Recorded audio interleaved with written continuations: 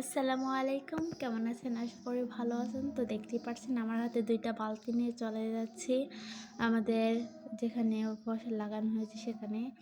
আমি আর আম্মু, এই যে আম্মু পানি নিচ্ছে, তারপর আমিও নিচ্ছি। নিয়ে তারপরে এই তো নেওয়া হয়ে গেছে। আমরা এখন এসে পড়েছি খেতে। এখন আম্মু গোবরগুলো ছড়িয়ে দিচ্ছে আর আমি ভিডিও করছি।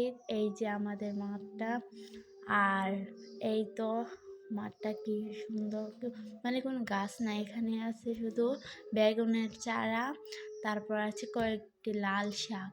এই যে কি সুন্দর। আর আম্মু এখানে কয়েকগুলো লাল শাক তুলেছে। এখানে আছে মূলাগুলো দেখেন, অনেক ছোট এগুলো, এখনো বড় হয় নাই। তো আজকে এইখানেই দেখা হচ্ছে, নেক্সট ভিডিওতে দেখাবে। আল্লাহ হাফেজ।